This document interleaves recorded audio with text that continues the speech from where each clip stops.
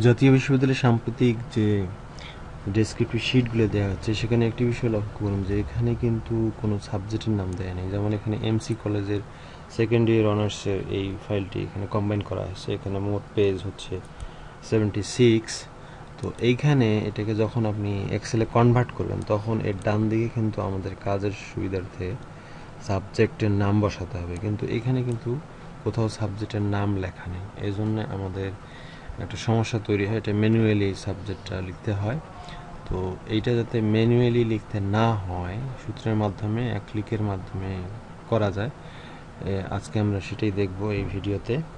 তো এইখানে দেখুন যে আমরা প্রথমে এটা করতে গেলে প্রথমে আমাদেরকে ফাইলটি সাজিয়ে নিতে হবে।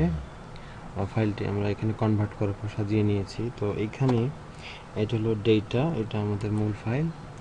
এখানে registration number, session, name of examinee, type, subject code, এইখানে একটি আমি কলাম দিয়েছি, তার নাম হচ্ছে সাবজেক্ট। তো সাবজেক্টের এইখানে আমাদের সাবজেক্টের নাম লিখতে হবে। তবে তার আগে আমাদেরকে করতে হবে কি যে এইখানে আর একটা শিট নিতে হবে, সেই শিটের নাম এখানে অবশ্যই আপনাদের লিখতে হবে। এখানে সূত্রে এটি উল্লেখ করা আছে, কোডস অ্যান্ড সাবজেক্টস। তো এই কোডস অ্যান্ড সাবজেক্টস শিটে এখানে বাম পাশে কোড, ডান পাশে সাবজেক্ট। তো বাম পাশে এখানে আমরা কোড দিয়েছি, যে সাবজেক্টে যেগুলো কোড সেগুলো লিখতে হবে। এখানে হয়তো সব কোড নেই, তো আপনাদেরকে যদি কোড এখানে না থাকে তাহলে কোড লিখে সাবজেক্টের নাম এখানে যোগ করতে হবে।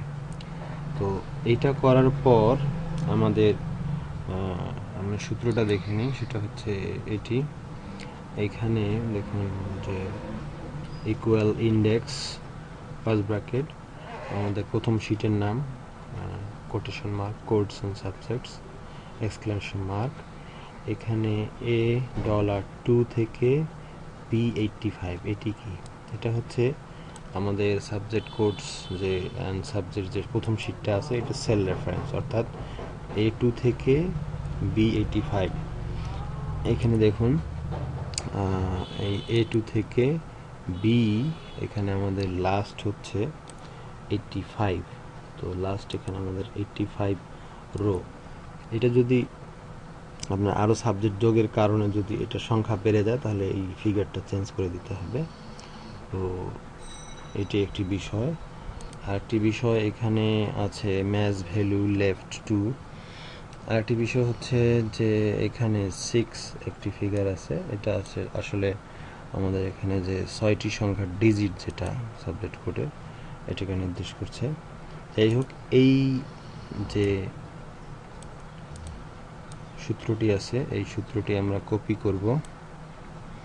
তো সূত্রটি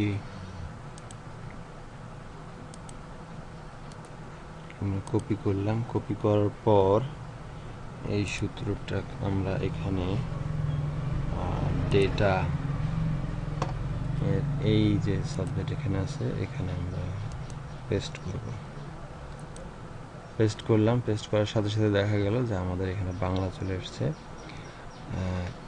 এইখানে প্লাস ব্ল্যাক প্লাস চিহ্ন আসার সাথে সাথে ডাবল ক্লিক করলাম, তাহলে আমাদের এখানে সম্পূর্ণ শিটে, এখানে এমসি কলেজের এটা শিট, এখানে মোট ছাত্র সংখ্যা হচ্ছে 1722।